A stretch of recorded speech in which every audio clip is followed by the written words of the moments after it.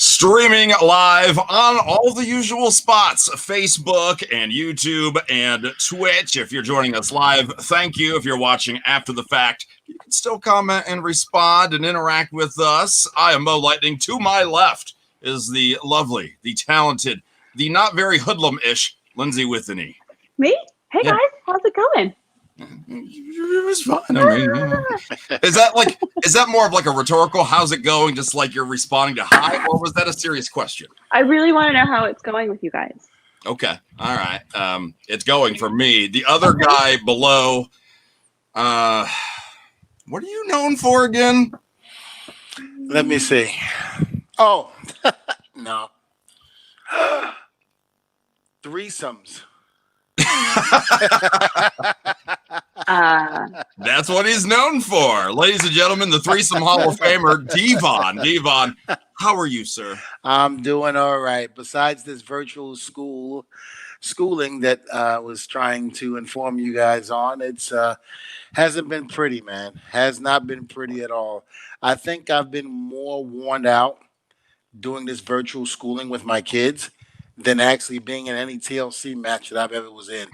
This is brutal. And don't listen, I give teachers credit around the board. These people don't get paid enough with the salaries that I hear that teachers make, because to actually have 30, some even 40 students in a classroom and to be able to teach them, have these kids retain and move on to the next grade after a year, it's truly amazing. Mm-hmm. We get paid to jump around in our Speedos and and no shirt on and get paid all that money and become millionaires, and they're teaching the future, and yet they get paid absolutely nothing. If anything, with this virtual reality, this pandemic has taught me that I have nothing but respect for school teachers. Absolutely. And when he says we, he means Dvon and Lindsay get paid to not wear shirts and just wear Speedos. Me, you don't want to see that at all. So wait, I do? Where's my money?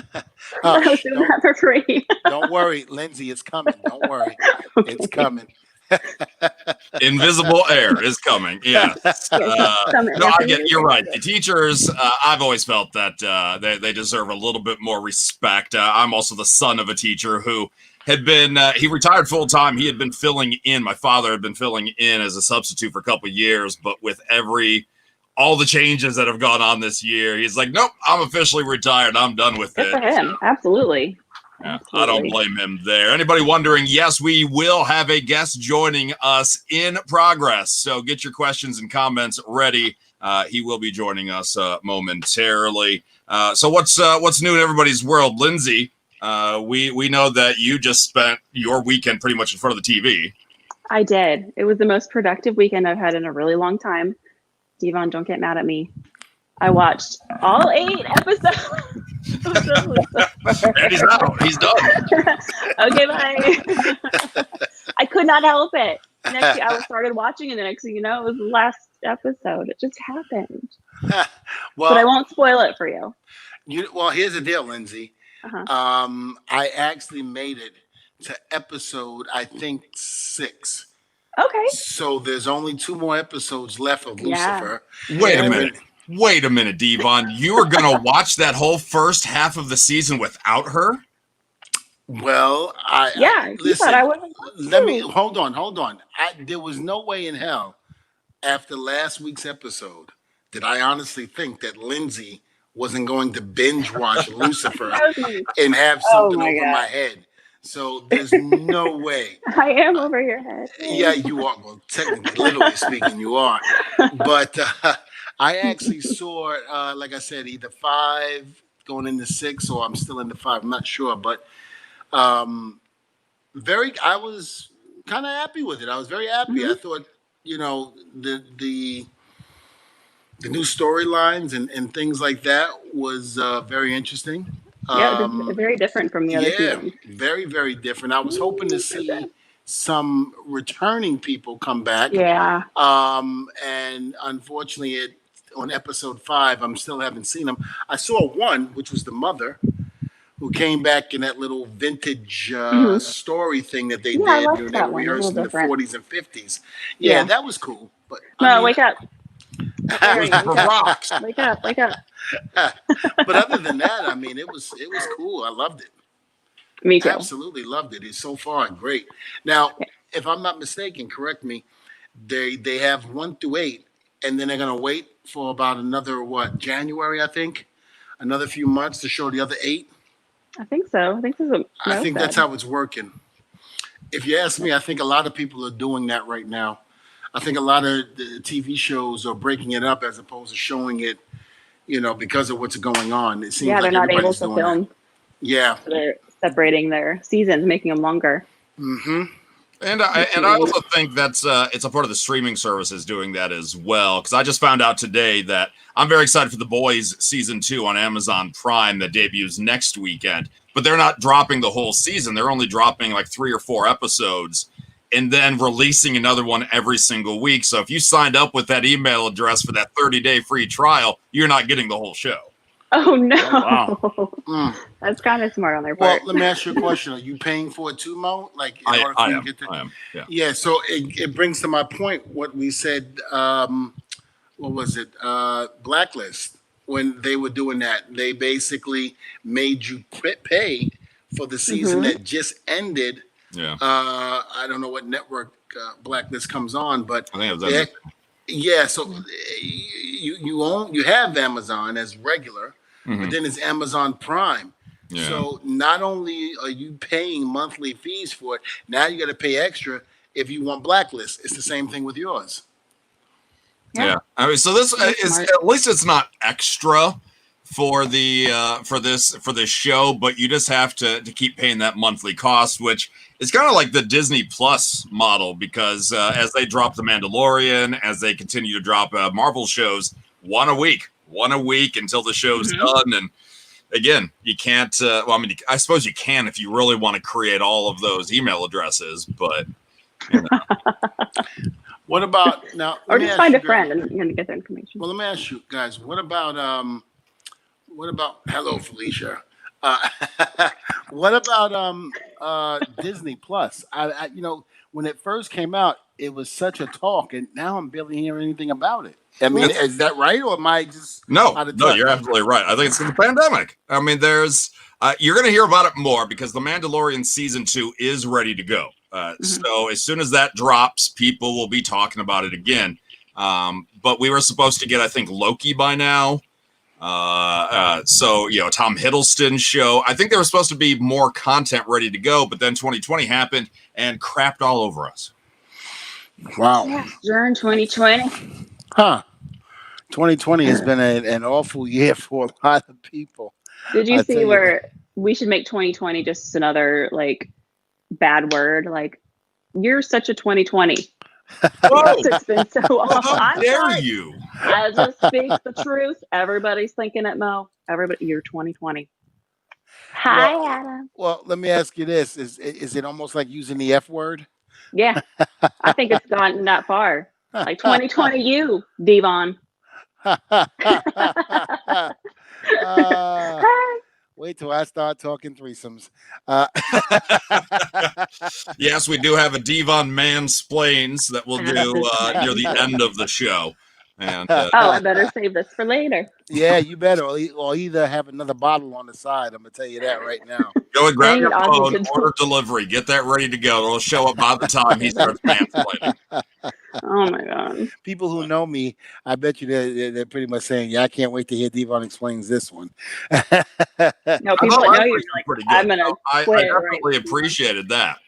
So I see why people are excited, especially for this topic. I'm sure Dvon is the world's foremost expert on threesomes. I'm gonna put it to you this way: when it comes time for me to start explaining, I'm basically ad-libbing everything because I have no idea what I'm going to say. I have no idea what's going to come out of my mouth. Nor should you. You already know. You feel it in your soul. You feel it in your boner. It's fine. I'm sorry. In my what? Your boner. Your erection. You're talking about the same type of threesome?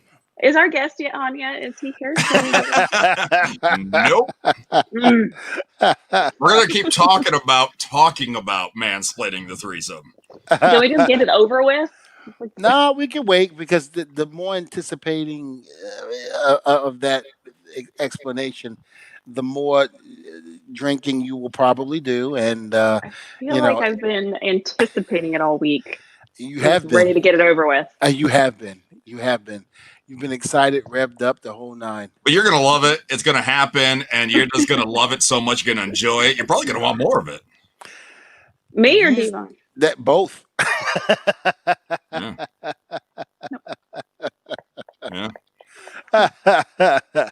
Hey, well, listen. I don't know if you guys know. I heard a story. It happened in Michigan, and I don't remember the town. I probably don't think it was that far out of Detroit. Probably not. But a woman was actually declared dead at the hospital. And that's the story. Woman's declared dead. Woman declared dead. They bring her to the morgue. Now, remind you, they zip her inside of the body bag, send her into the car, drive her to the morgue. They get there. They're about to put the embalming fluid in.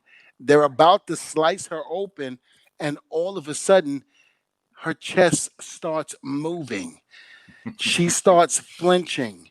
Now, my mother used to work in the morgue right before, in terms of getting her degree in the ministry. And she tells me horror stories all the time about the body moving. And how, because the air in the body makes some of the limbs move, which we all knew. But they fart. Right. They pass gas, the whole nine. It's true. Oh, my God. And so she had to stop because I guess one body moved on her as they were like lifting it up, trying to dress it, and her arm kind of draped over her, and she ran out of the morgue. I've seen movies like that. Yeah. Yes. Yeah. And no, thank you. And the body was dead, but in this aspect, literally the knife was on her chest, about to put the tube in, or underneath the arm, about to put the tube in to drain the blood, and the chest starts moving. And it's not like just air, like, they know the weight, but it just kept moving up and down. They checked to see her heart is beating. Heart is beating. This woman was almost killed because she was pronounced she was dead. But now look at the timing of it. I mean, literally, you had the scalp to skin ready to go, and then it happened. Like that's like immaculate conception right there. Some sort of divine interference. Listen, something was like, oh no, wait. It's almost like the Bible, when Abraham was going to sacrifice his son, and he was doing what God told him to, and he brings him up there, lays him down. Just as he's about to freaking, lower the boom, God stops him as he's coming down and just goes, no, your loyalty is proven to me, no more. Now, I got to ask you this question. Who was doing the sacrificing here in that morgue? And who was God talking to when the chest was moving? Oh my God. You know what's funny about this story? This was a 20-year-old in Detroit. So it actually was in Detroit where this went down. The day before on my radio show, I had a story about an 86-year-old woman who was declared dead and fell off the table at the morgue. And then they realized, oh, she's still alive. I'm sorry. It's 2020 and this is still happening. Yes. And that's the thing with all the technology, all the stuff that we have to find out if people are really dead or not, we still can't freaking figure it out. Do we need to start putting little bells in coffins so when you wake up, you can just ring the bell and they'll dig you back up? And that's one of the things I'm petrified. That's why I don't want to be buried. That's exactly why I want to be cremated, because there's no coming back. Even if I am still alive, they're gonna cremate me. It's fine. I can't wait. Yeah, my thing is, if I don't want to freaking, but my mother, she informed me once they put that embalming fluid in, you're done. There's no coming back. There's no nothing. Well, yeah, sure. There's no nothing. But just my luck, I'll be the first one, and freaking come back. I'm gonna make sure. I'm gonna donate your ashes to science to reanimate you as some sort of like weird fluid. Yes. Yeah, don't do that, because once I leave, I ain't coming back. I'm hologram kind of thing, and you'll be like, You could like go through air vents and stuff, and I'm walking towards like the light. I'm not walking away from Devon's going to be like Venom. He's going to be a symbiote that just crawls from person to person. And I'm going to make sure they'll be like, "Ooh, we need a test subject. Whose ashes can we use?" I know somebody. We know just the guy. He already okayed it. He's not even dead yet, but listen, when I heard this story, I'm sitting there watching it, and I'm just in amazement because, again, this does happen all the time. This is not something. It's like a freak accident or something freaky that it just happens all the time. That is the weird thing about it. So, just when someone says they're dead, don't believe it, and don't believe it until that formaldehyde is in their body and you drain the blood. Because once that happens, that's it. It's over. Good night. Yeah, I don't think I want to be buried. I don't want to be cremated or anything. I want to be buried, so this way there is a chance I could come back and haunt people. But let me ask you, but you won't come back and haunt people unless you're dead. Yeah, you're not dead. So the maggots and everything will eat away at me if nothing else. So, and if that happens, I'm even more furious to further haunt people. Oh, that's my biggest thing. I don't want to be maggot food. I want to be able to just sprinkle my ashes. No, I want to be cremated as well. Yeah. And turned into a diamond. And a diamond? Yeah. Listen, I would wear you in my ear. Okay. I would. Okay. That way I'd be closer to Lindsay. Right in my ear. You see? You think you're going to outlive me? By the way, we did not plan any of this morbid talk, but I'm fine with it. I'm quite okay. Well, one of the things that we can also is we got a freak interacting with us right now. He sleeps with the coffin in his room. Isn't this the guy that said he would actually get the Linda Blair? Yeah. Double. Yeah. We've been in talks. Don't worry. Yeah. Why do I not find that hard to believe that he sleeps with a coffin in his room? That's the type of people we attract here on Table Talk. And that's not. Oh God, no. Little known fact, we almost called this coffin talk, but we decided to switch it to tables because that's what Dvon gets. Not it's gonna be a spinoff. Here's the thing. Talking about. I'm very glad that I'm retired. I'm also very glad that The Undertaker retired. My biggest fear was having a coffin match and putting me in there and having that casket door closed. Because again, when you're in a casket match, the object is to put your opponent into the casket and you have to shut the lid. So many people in the company knew I'm claustrophobic. So many people knew that I was petrified of caskets. So therefore, I have a feeling that if I would have, of course, had to lay down for Taker, not a problem. But in the casket, I probably would have been like, just simply because I know somebody would have messed with me and made sure that the freaking casket door would have locked, and I would have been screaming trying to get out of that casket. or you get somebody of a bigger size, like the Big Show, sitting on the casket so you can't lift it up and get out. And Show would do it. Show would do it and laugh about it and laugh as I'm being wheeled into the ambulance from cardiac arrest. Trust me, I know Show. He might say nice. I'm the nicest Dudley out of the Dudleys, but it's still. I wouldn't put it past Show to do a prank like that. Love it. I would have cardiac arrest though. So what if you were in a coffin and the lid was open? Is that a difference to you then, or? I probably wouldn't panic as much. Okay. I wouldn't panic as much. I'm not scared of caskets, and so again, I wouldn't panic. It's just the fact that it's closed. I think that would bother me the most because even with MRIs, it has to be an open MRI for me. I can't be in a regular MRI, and even with the open MRI, I have to be sedated. I wish this wasn't a virtual conversation that we were having right now, because I would make like Table Talk Fear Factor a thing. Yeah, no, and I would not participate. Wait, no, I don't want that. No, I'd be the host with you, but I would not be participating. You guys would Dvon and I are hosting. Lindsay, you're doing all of the stuff. All of the antics. Yes. We're gonna put like spiders and scorpions with pineapple juice and yogurt, and we're gonna mix it in the blender. Is this your what are you talking about? We're gonna mix that in the blender and let you drink it. That's one of the fear factors things you have to do. That's fine. And then tie you up and on a bed and this is becoming very interesting to Mo right now. Putting a large, nice anaconda, draped across you as you drink your wine, and there's a literal anaconda. It could be. I was curious. I bet what you anaconda was. we were talking about. Yeah. I'm already leaning into the threesome thing. Apparently, I'm already leaning into it. I'll let you know. Let me know. Let me know.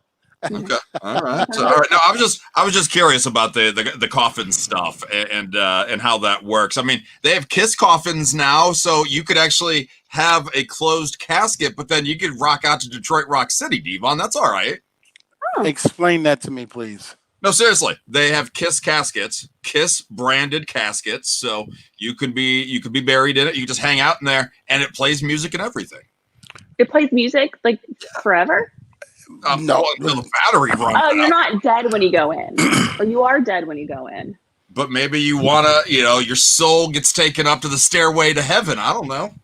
If you like AC, who sleeps with coffins in his room, then that might not be a bad idea for him to get if he's into Kiss, to have a Kiss casket. Yeah, if he has company over and he sends the call, you go, hey, you can sleep in my bed, I'll sleep in the casket.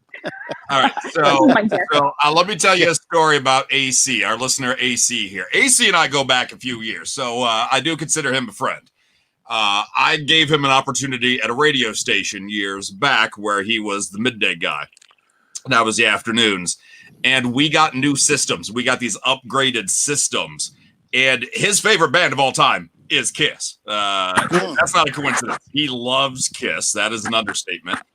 And so when we got the new systems that play the music and whatnot, I got to set everybody's passwords and whatnot. So every single time he had to log in and do his show, every single day he would have to type in Kiss sucks.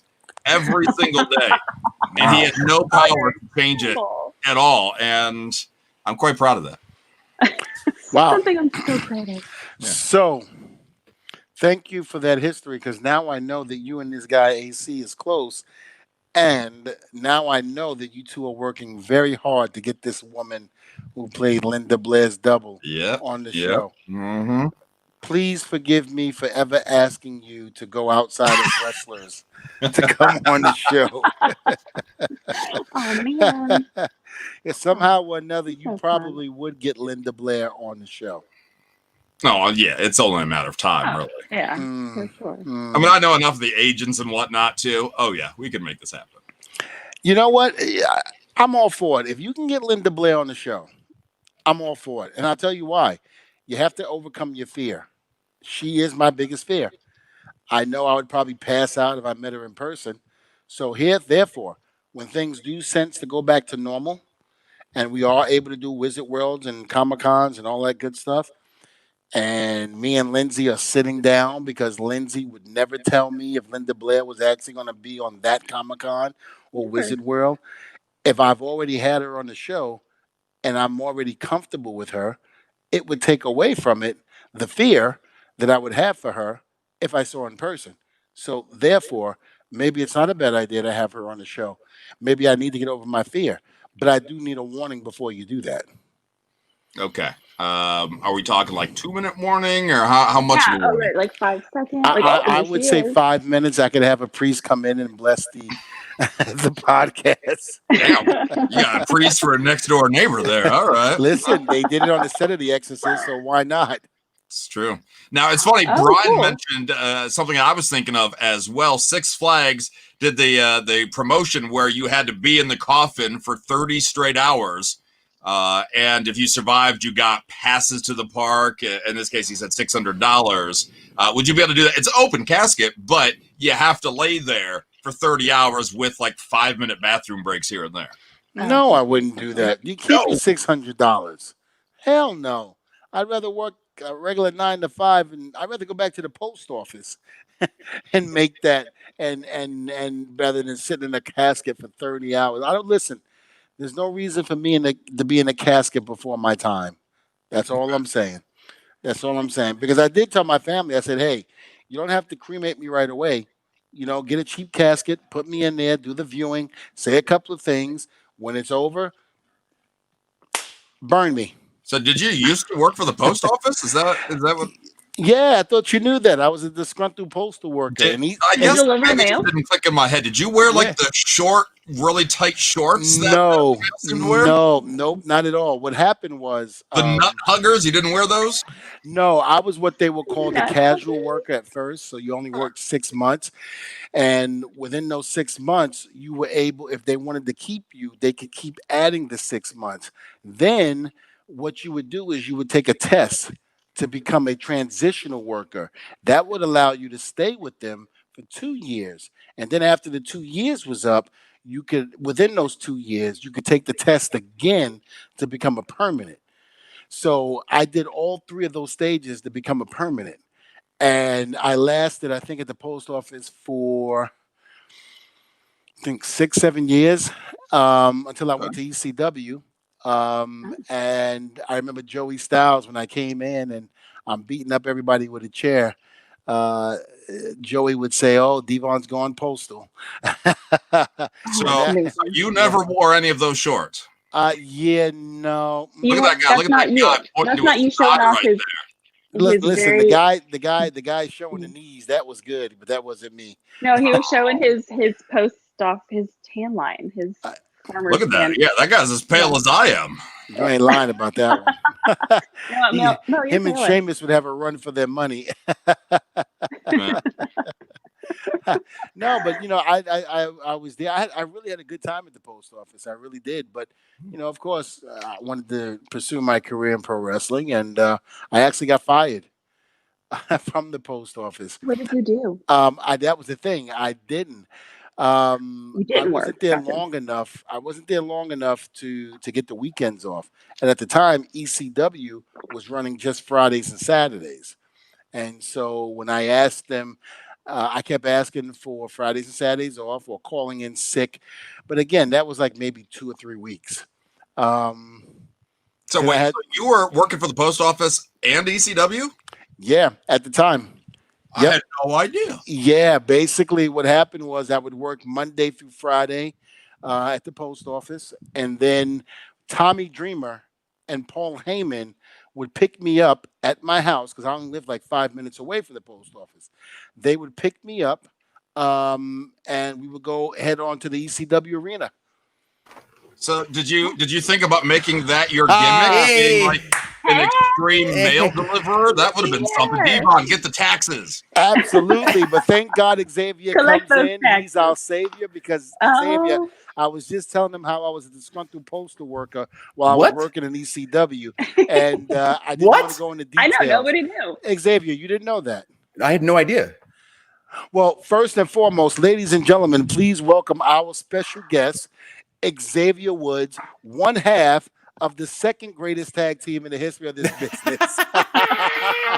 Of the New Day. I'll take it. I have to apologize for my lateness.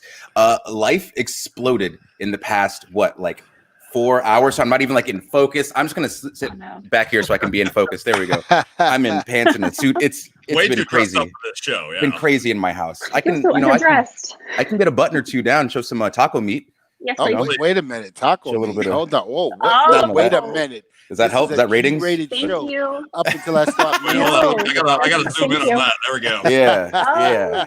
Get a little bit. My favorite guest. Lindsay's drooling right now. I just want to let you know. Lindsay's drooling. Oh my gosh.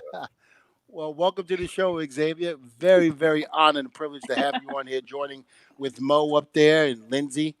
And, we're just, again, it's an honor and a pleasure to have you on. And, again, we have not seen you in a while on WWE TV. Mm-hmm. We do know that you were injured. Yes. And, how long before XAVIER WOODS would be making his way back?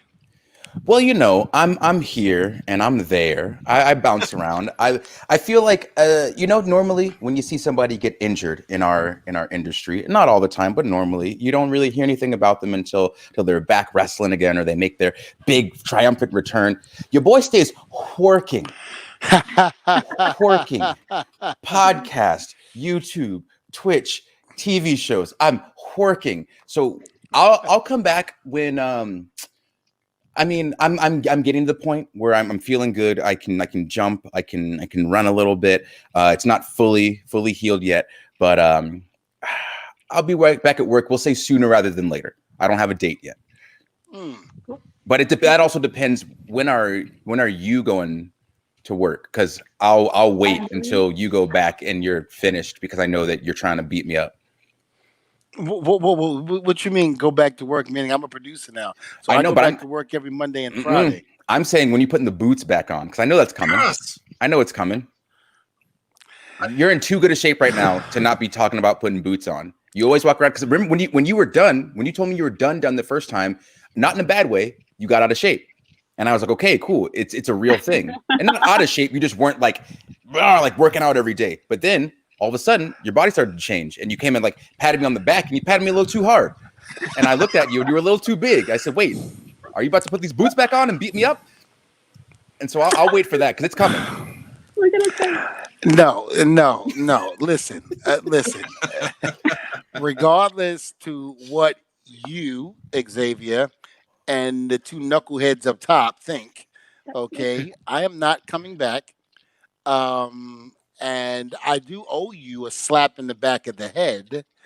See, I could have let that slap go, but the fact of the matter is that you kept putting it on your social media. And you know what's weird about that is that I don't know if you did it recently, but I have been getting on my Twitter that same video footage that you put on yours, slapping me, and every single one of you, Xavier, Kofi, and Big E, laughing your asses off while I sat there, watched the sweat smear off the back of my head. Okay. And it's like one of those throbbing, painful headaches that you get that never goes away. And to this day, I'm still feeling it. So I may not come back full time, but during your match, you might hear the pyro again, only to make an appearance and to leave. But if I do, I'm going to make sure it's during your match. I know this, and I know it's not going to be like during a specific match of mine. It's going to be in a match that I know that you haven't been in, and you want to be in, the Royal Rumble.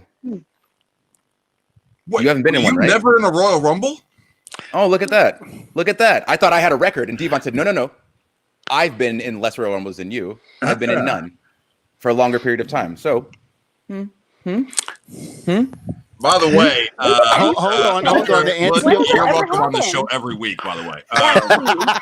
You're permanent fixture here. To answer your question, Mo, no, I've never been in a Royal Rumble. The thing about it is the Royal Rumble, every time the Dudley Boys have been on it, we had a match. So we were always defending the belts or trying to recapture the belts.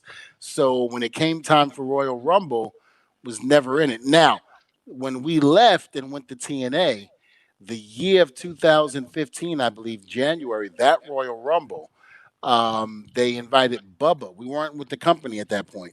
So they invited Bubba to that Royal Rumble. And that was just to see, what the Dudleys were, type of reaction we were going to get. And Bubba came out there and did it. And the great thing about it was when Bubba came out, right in the middle of going at it, they were chanting Dvon. So I didn't have to be out there like Bubba was. I was still noticed. So I was just like, okay, I can live with that. It doesn't bother me too much now. But I don't know about the Royal Rumble. I mean, even though I've never been in there, and I would love to get in there, especially when Xavier's in there. But no, can't say that I do. Can't say that I want to go in. No, wait a minute. Number one, why are we interviewing me about this? We should be interviewing him, not me. No, stop. No, I'm going to stay silent. Mo, You are the main host. He's of this been show. quirking. You ask Xavier the questions. He needs a break. He needs a breather. He's quirking. All right. There's an H in there. Absolutely. Hold on. I need a break right now because I'm getting bombarded about asking me about the Royal Rumble. Oh, I still got more questions. No, Well, then there is no more questions. The there questions need to go to Xavier. Can I I've explain? already answered. Oh, here we go. Okay, so you talk about this slap in the back of the head and how I hit you so hard and how the sweat was careening off into the front row of the audience like it was a gala show, and he was smashing watermelons. Keep talking, Xavier. So I know that it's coming. I feel like it can't get any worse than it's going to be. So just to preface this, before that slap happened, the night before, I went to do it, and me, you know, I'm of this like new generation. I'm feeling good. I'm wrestling Dvon Dudley, a man who I look up to, a man who I admire, a man who's been my mentor for years, a man who is the reason that I'm in the company at all. 'Cause I was ready to give it up. I was ready to put the boots up, put the bags away, burn the gear. I was done. And Dvon said, "Don't do it."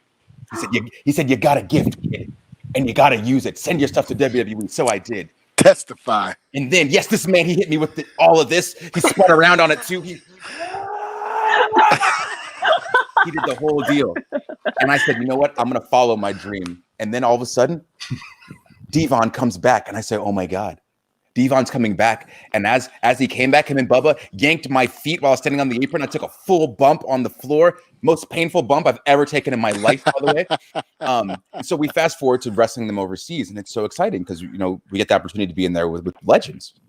And so I go to slap Dvon in the head, and my fingers kind of like graze him because I'm thinking like, I don't want to like hurt this man. I don't you know, I don't know.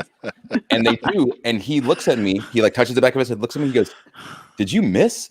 And then he beat the hell out of me. I did not. Oh, I did not, sir. And then he put it in the most respectful way possible.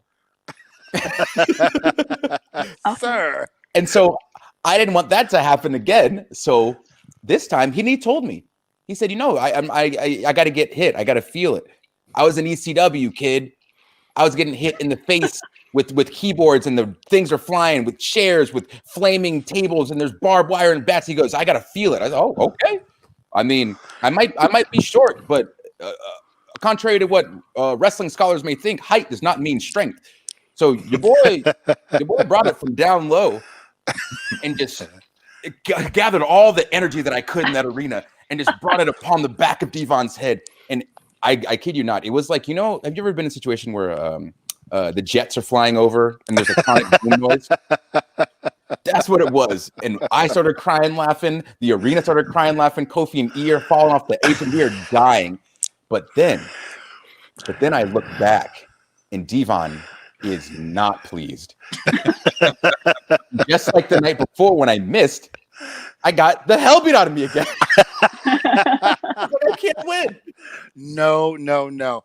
See, for those that remember that match that was there, because it wasn't televised, it was a live event and it was overseas.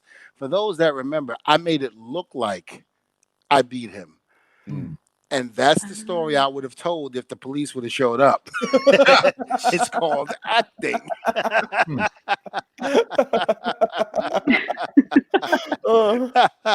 It's called good acting at that. It sounds like anger management is what's needed, because so Xavier, tell you, before you joined the show, before we went live, I made a comment. Well, maybe Xavier's pulling a prank on you, Dvon. Maybe he doesn't like you. He says he's going to be on the show, then not show up. And Dvon's like, "Oh no, he's got to return to work sometime, and when he does, I'm going to kick his ass. I'm young enough; I can still kick his ass." Yeah. See? Well, number one, I would never say young enough. I'm looked upon as the old man right now. So, Lindsay, what did he say? Lindsay, remember, I'm talking manscaping. Yeah, Dvon does a mansplaining segment on the show, and he's mansplaining threesomes later on. Yes. Oh, well, you know, do you? I don't want to hear it. Well, I don't want to hear it. Listen, yes, you do. Number one, that's one. And number two, trust me. Look, Xavier has a lot of stories to tell. He could tell a lot of stories on me. He could tell the first time him and I actually them. came face to face. I want to hear them. In Cobb County, Can Xavier tell it? At the Civic Center. Okay. And what the hell did you just say? I said, can Xavier tell it? No. Oh. And there's so many stories that Xavier could tell. But for me to actually tell the story in front of Xavier about the threesomes and how I'm going to explain, that would only add fuel to the fire of some of the other stories that are untold, that will never be told. What? Dvon, I can't hear you. Yeah, you bet you can't. I don't think your microphone's working anymore. What's that, Dvon? See? What? Exactly. We can't hear you. Oh. All right. So anyway, man. Xavier, this man on his own show. That's what he gets for giving me control of the show. Damn.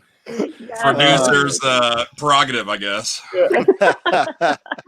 This is every time that Xavier and I get together and what have you, whether it be on his podcast show or just in general in the locker room, this is us 24/7, man. That's all we do is laugh and carry on and have fun. It's amazing. It is amazing. I will say that there's a lot of you've heard the phrase like "don't meet your heroes," you know, and I've had many a situation where I've met someone who like was a hero to me that just ended poorly, and I left with a bad taste in my mouth and like, oh, I can't believe I liked that guy or anything. There's a multitude of things. It's happened too often to me, and that's one of the reasons I feel so connected to Dvon, because he is one of like the 3 or 4 people that I've met that I looked up to when I was younger that like ended up still being a good person. That I could want to, that I'd feel comfortable trying to emulate my life after. And so that's the main reason that I do this in the little jabs, is because of the things that he's done for me throughout my life. Like he's been there for me throughout some of the legitimate hardest times of my life. And real talk, like I love Dvon. I love you, Dvon. I love you too, my man. Fantastic. I wouldn't have this cardboard cutout of Jackie Chan in my finished basement if it wasn't for Dvon. What? So, yeah. Is that a cool story? Oh no, it's just minus him, I wouldn't have the money I have. I told Xavier, I said, when you open up your own office building and you've got all your workers working for you, please make sure you tell me so I can put in my resume, resume for you, and my resignation with Vince. Someone come work with you. You know, I'm slowly growing a business. You know that. One of the great things, and I've said this with Xavier and Biggie and Kofi on their show, on their YouTube, and I've said it when Xavier was right before he was about to come on, is that when you see people that are in the business, you know that certain people are good people and you know certain people are bad people. Mm-hmm. I feel that Xavier was one of the great people that I had met over the years. And I've met some people, in my 28 going on 29 year career. Some people that are genuine, some people just do it for the business, some people just do it for the money, some people whatever. But Xavier fell in love with this business, never forgot where he came from, and stayed genuine from day one. When he was having problems in another organization, I told Xavier, I said, they're missing the boat big time. I said, they don't realize what they have. And I know he was frustrated, and I kept telling him to hang in there. Don't worry about it. There were times where we had talks like there was no tomorrow. And when I heard that this other organization had released him, I know that's when he was going through one of his worst times, because at that point, he didn't know what to do. I remember telling him, I said, listen, right now you're in school. Go ahead and get your education. This will be here. I said, when you're done, I was like, trust me, the right people will pick you up, and I guarantee you'll be a star from there. And I know during that process, there was a lot of things going on in his life that he was still trying to figure out, because when you're that young, in your early 20s or what have you, you're always trying to figure out things in life in general. And I would always get that phone call from him, and I would always tell him, keep your head up. there was not one time that I ever stop and look at the phone and go, "Oh, Xavier," and ignore the call. When he would call, I would pick up because I knew the type of person he was. I knew the type of friendship we had. And so let's go forward. When we got to Bubba and I returned back to the WWE, I remember seeing him for the first time after about 5, 6, maybe 7 years. And it was a long embrace because, again, I was so happy and so proud of what he had become in WWE. I was so proud of what he had become, outside of the ring. There was nothing negative ever said about him. There was nothing ever to the point where you look down on Xavier. It was always positive. And how the three of those men got together and formed a New Day and was able to take over where Edge and Christian, the Hardys, and the Dudleys took over. It was incredible. You have the New Day and the Usos battling it out, just like the Dudleys and the Hardys. And I could not have been more happy to pass the torch to the New Day. So from the time we saw him in Cobb County, Georgia, I got in his face and told him, "Jump. You want to jump, fool? Jump." And scared the hell out of him. Moving back to 2015, at that point, it was an honor and a privilege to be up there. I was very happy that those guys welcomed us in with open arms and helped us to really get the pop that we got at the Barclays Center in 2015 after SummerSlam. Well, that's the thing, like for us and for me especially, because like we said, like the relationship that we have to be a part of you guys entering back into the mix and understanding, like when we heard like, oh, Dudley Boys are coming back and we're doing something with them. It's like, for me specifically, it was like, wait, we're now at a point where you can say New Day and Dudley Boys like in the same breath and it's not weird. Like that made me geek out. And it's like, wait, they get to come back and they're going to beat us up. Like, oh my God. Yes. Like, I know in a weird way, it's like, what an honor. And so as soon as it was like, Dudley Boys are here, like 3D's me, 3D me, 3D me, please. And so my favorite part about that is after they put me through the table, you guys have seen Dvon wrestling before, obviously, and he's got that Twitch cell. And so in my head, I'm like, oh, like it literally in the moment, I'm up in the air for the 3D, like, oh, I'm going to Dvon cell go to the table, like to say, like, oh, welcome back. And I did it, and my leg is all twitching, and some people got it. And when we got back, we as in the New Day, like we don't get really like chastised much. Like when we do like stuff, we have been before. Everyone has. But like this made me nervous because like everything was great. The crowd was losing their minds.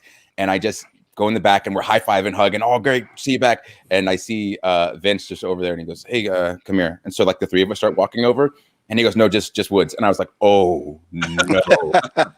Oh. And so, you start racking your brain. Like, what did I do?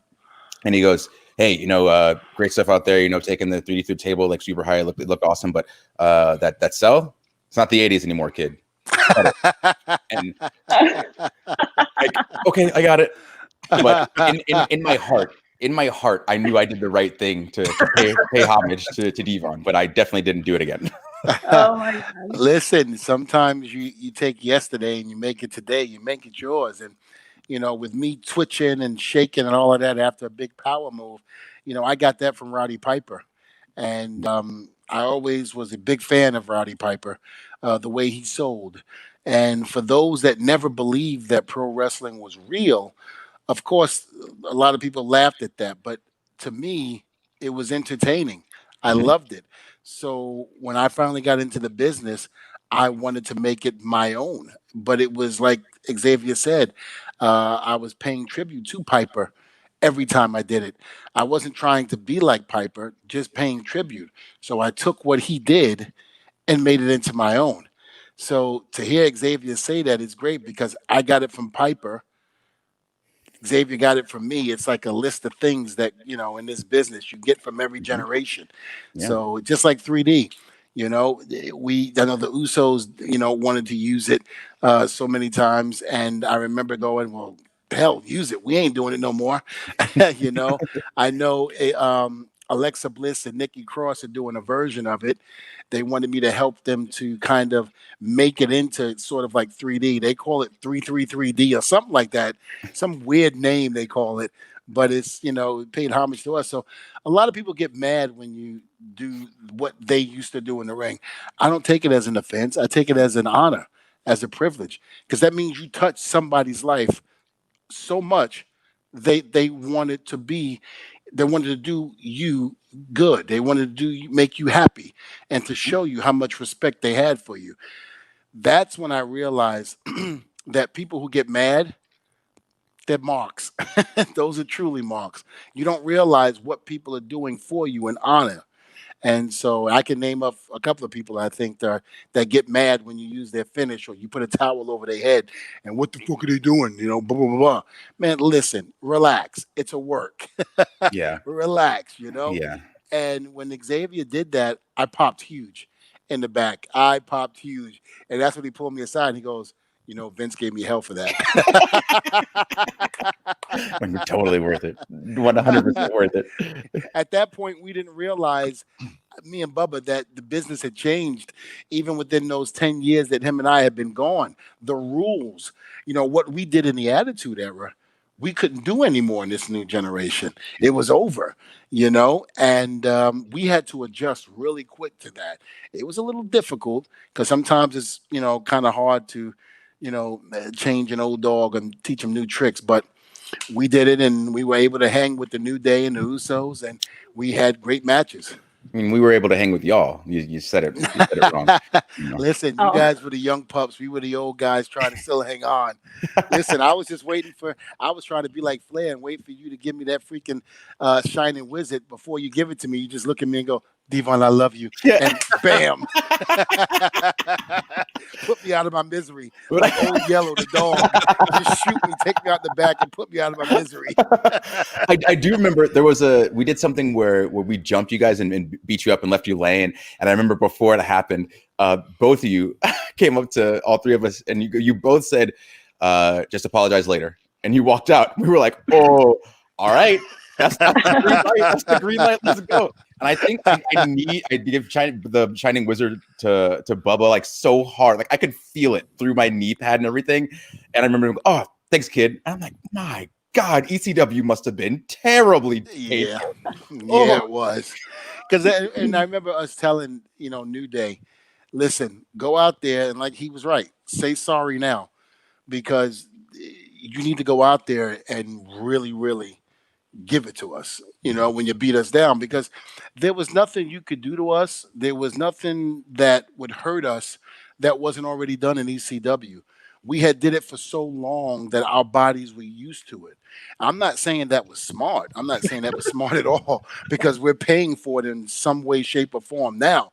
But back then, that made you feel like a man. And again, it wasn't the smartest thing in the world to get your head kicked off your shoulders, but that was just how we were back then. And so by the time we came to the new generation, being back in the WWE, we just told them, say, listen, go ahead and beat the shit out of us.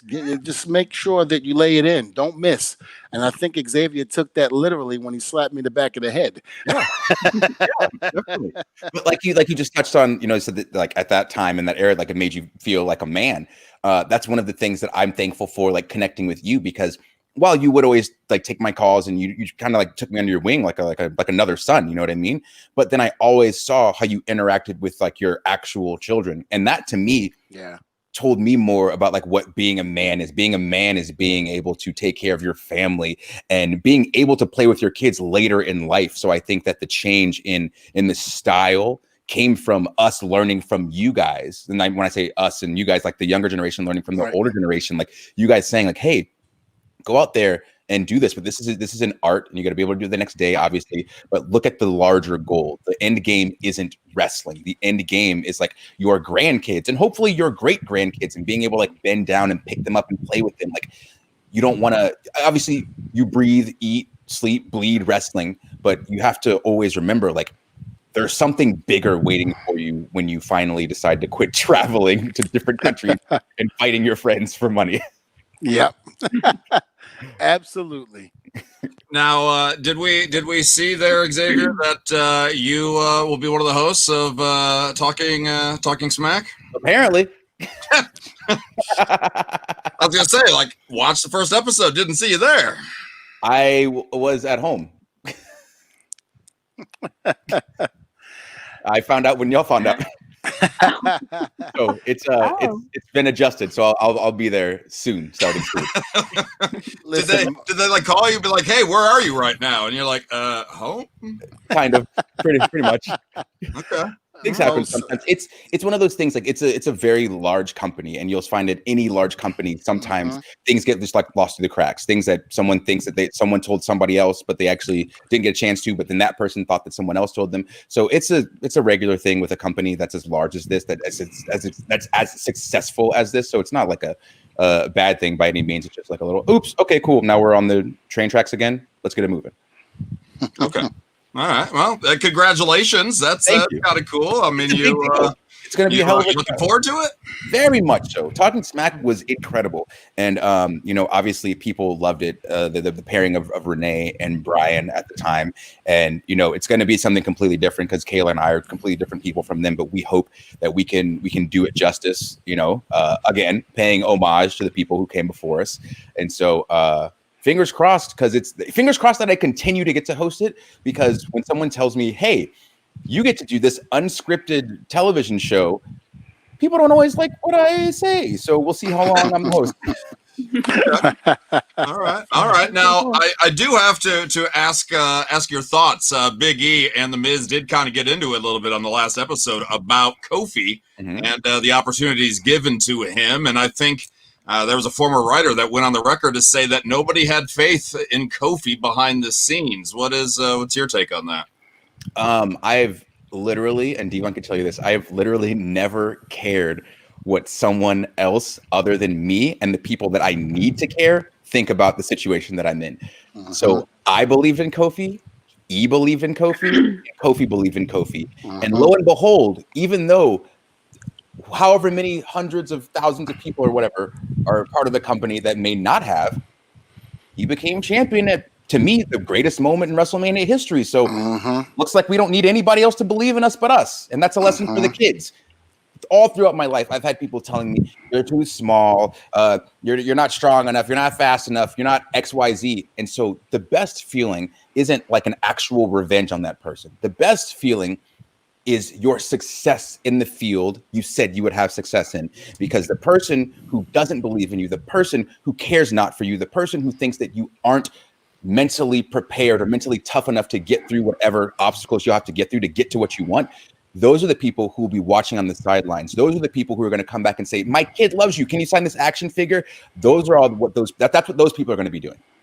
So we are spending too much time working to worry about the downfalls that other people have, because you're not going to find me talking about like, oh man, I don't believe in this person. They shouldn't do this. They shouldn't do that. Like, I don't have time for that. I'm too busy hustling. And so if you do have time for that, that's a personal thing. You gotta fix yourself. You gotta fix your schedule. So no, none of that ever really phases me, because we still do what we do.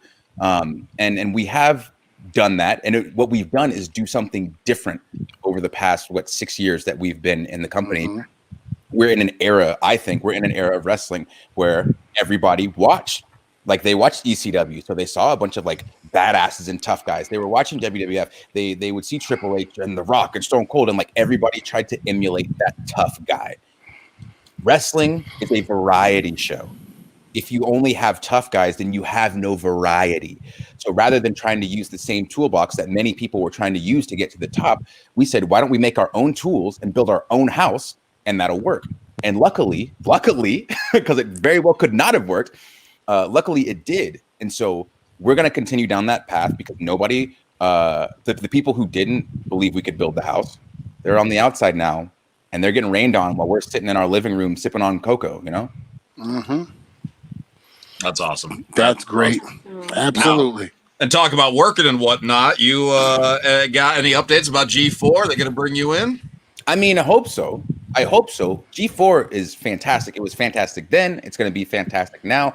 And all I'm doing is going through the proper channels. I'll be putting in a resume soon. Obviously, I had the push on social, which was kind of insane to me. I just kind of made the video and put it out like right before I went to sleep. And when I woke up, I saw it was like trending, and it's like, oh, this is dope. And then throughout the day, like I saw people from like multiple different wrestling companies like getting behind it and supporting. And it's one of those things that again, so like Dvon was saying, like it's I feel like this might make it sound like dark, but I don't mean it in a dark way. I've found that it's sometimes difficult to meet people in the wrestling business that you want to associate with outside of the wrestling business. And so it was very cool to see that I've been able, that was my mindset, but it's very cool to see that all of these people that were showing like love and support, like those are people that I know I have personal bonds with and that I care for. And if they called me, I would help them as much as I possibly could. So while I did have this like possibly like negative thought of like, oh, okay, this is kind of what wrestling is, whatever, it's over here, it changed, because then it made me actually catalog the relationships that I have and the memories that I have with people, and know there's so many people that aren't just work friends. And so that was a cool revelation, completely unrelated to the whole like G4 thing. I just think we hear a lot, so many negative things about all forms of entertainment, and so being in wrestling, that's the one that I'm focused on. And so it was a nice self-revelation. Like, you know what? There's a lot of good people here, and I'm glad and I'm lucky that I have the opportunity to associate myself with them, and I'm proud to associate myself with them. That's great. That's great. On a lighthearted note, Lindsay loves asking about breakfast. Ooh. This is my favorite thing to ask. Let's see. We had Big E said eggs for next breakfast. Mm-hmm. We had sausage by Kofi. Ooh. What about you? Just like what I want to eat for breakfast, or I get to pick like one breakfast food? What the next New Day thing is. Yeah. For New Day. Oh, bacon.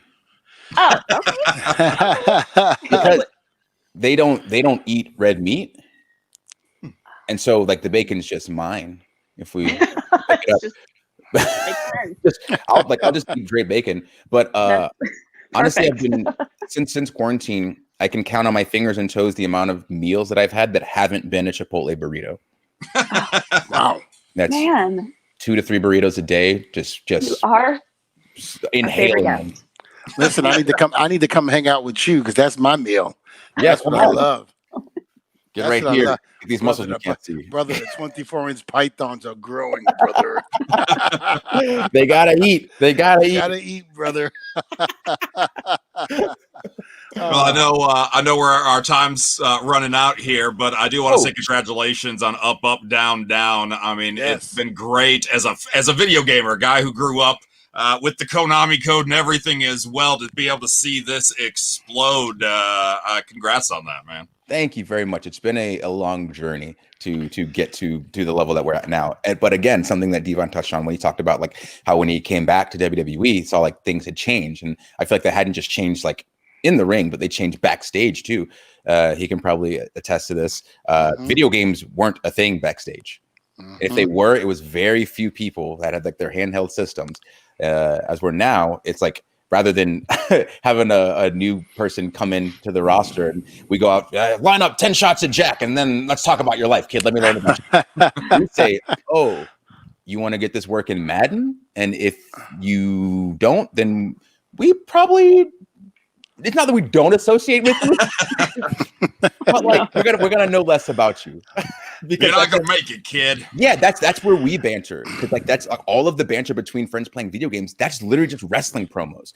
So in playing video games, we're all practicing. So there might be somebody who just came in, or someone who was on 205 Live who didn't get a lot of promo time. Now they're getting essentially real life, real time, one-on-one promos with people that they're not allowed to cut promos against on TV. So if they ever do get that opportunity, they're already comfortable. They've already got insults ready to go, ready to fire, and it just makes for, I think, a better community backstage, which makes for a better show for the people when we go and present it out in the bowl. Well, I love it because, again, like you said, back in the day, you went out and after the show was over, you had a line of Jack Daniels lined up, and one after the other, and that was like, boo, hanging out, partying. Nowadays, like you said, it's like, oh, I'll see you back at the hotel. We got Madden, NBA 2K, NBA 2K, and it's like you have all of this. Listen, I like this generation, believe it or not, a lot better when it's after the shows, because I'm going to tell you right now, at least I know hanging out with this generation compared to my generation, my liver will thank you and love you for a long time. That's what you guys taught us. That's what you taught us. And even I don't know if even you guys were like trying to teach us these lessons, just like seeing people get ready for a match and like somebody bend down to lace their boots and it's, oh, God, you don't want to be like me, kid, when you get older. And it's like, oh God, no, I don't. No. Thank you for telling me that. I'm going to go do this instead. And then like it works out. So I think even through like the smallest of gestures, like your generation has been so good in teaching lessons to this one.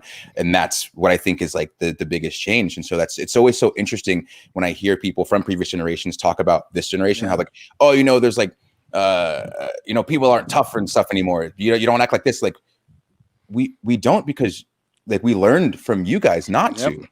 So where's it coming from? Like we're healthier. We play video games instead of getting hammered drunk and having to sit in jail in the drunk tank for a night. Like, we're gonna play with our kids when we're 70. Like, I don't know what the bad part is. Exactly. It sounds great to me. Exactly. How dare you? How dare you? Has Dvon ever joined you? Oh God, yes. Oh. How does he do? Be honest with us. I can mute him if we need to. Dvon is a great trash talker. Yes. He's a great trash talker. Even when I don't know how to play the game, I talk trash. I wind up getting my ass beat, but I still talk trash. The one game I will say that the one game I did play with them was the UFC game. Yes. And I was able to hold my own a little bit until I got with somebody like, say, the Usos or Kofi, who were like, forget it. You play with those two, and especially with Usos and Kofi, it's like, you better come correct, because if not only are they going to beat you bad, but they're going to talk trash about you and make you leave the locker room crying. And that's just the way it is. It's tough, man, playing with those guys in the back. That's why I became a producer and decided not to have to go back in that locker room anymore and play these guys. You don't want to get shamed. You don't want to get shamed. But that's again talking to that point of like, I'm a firm believer in like, you make your money in wrestling on the microphone. Like that's the biggest part of it. Because like if you don't care about me while I'm wrestling, you're not gonna like buy my shirt. You're not gonna chant my name. Like you're not gonna do anything. Like once I'm on a microphone, if I can pop you or like make you mad at me, like whatever, we're good to go. And that's where the video games come into play backstage. Because like when Kofi especially, like the worst loser and the worst winner I've ever played games with in my life. Him and AJ Styles. Yes. So if they're winning and they're berating you verbally, like you have to fight back, or you're just going to get drowned in screaming and losing the game as well. So in that mode of like, as strange as it sounds, it's like a legitimate like fight or flight situation. Like, are you going to stand up and cut a promo back and shut them up and then beat them, or are you going to sit there and take it? If you sit there and take it, it's the same equivalent of like learn it out in the ring type of situation, but we're just putting one extra step beforehand so you can be better prepared when you do go out there. Yep. Absolutely. Love that. Well, thank you so much for joining us. Again, you're welcome back anytime, especially if you have more stories about Dvon, sir. Oh my God, I have so many. I'll start typing them up and I'll just send you a spreadsheet. See, I don't have that button to mute Mo or what's that? What? Come on. What did you say? Thank you so much, Xavier. Just look out your window. Xavier's there. He's horking so much. Working. Yes, you can catch me on the social medias at Xavier at Xavier Woods PhD. That's Instagram and Twitter. You can catch me on Twitch at twitch.tv/Austin Creed. You can hear this sultry voice every Monday on the New Day podcast. Just Google the New Day podcast; it'll come up. Or if you're searching anywhere else, type in New Day in the search bar. Click the pink picture with 3 black guys' faces on it. Also, got a little campaign, Creed 4 G4, trying to be a host for video game stuff because your boy's trying to branch out. Can't stay in one vertical at one time. Got to be burning the candle at both ends and the middle. Help me out so I can build my future for my kids. Thanks. Testify. I was so glad. Thank you, sir. Appreciate that. Take care, Xavier. Well, there you go. I love our new co-host. He's really nice. Yeah. Oh, if I had that mute button. It's going to be bacon talk with Xavier, Mo, and Lindsay here soon. Oh my goodness. Oh gosh, wait. you guys can't get rid of me that fast. No, we cannot. Although it does. It's an easy segue going from Xavier Woods into you mansplaining threesomes to wrap up the show. I'm pretty sure we're out of time, guys. We can make see you time. next week. Bye. Oh no, we can make time. Now understand this. You take Are a we threesome. starting? You take a threesome. You got the alcohol. You take this threesome, okay? You have to be able to get together, feel one another. You have to make sure that everybody is on the same wavelength. You understand what I'm saying so far? You get me? So with that being said, now sometimes and understand what I'm saying is it can get a little hot in the room. And when it gets a little hot, certain items start coming off. Like the paint, or the paint the is logo one. Off your t-shirt? I'm sorry. The logo off your T-shirt. The logo off the T-shirt can come off, yes, but then there's other things that might come off, and when those things come off, sometimes the temperature goes from hot to cold. Now, when it goes to cold, just like if you was in the woods. Xavier Woods? And no one, Xavier, Okay. and no one could, well, let's say no one is around to save you. So you don't know if you're going to be saved or not. It's cold. There's no food. What can you do? You have nothing to build the fire. So as a threesome, even though the clothes come off, because at one time you were hot, you start to get together and you start to wrap around each other. And sometimes when you do that, now this is only to stay warm.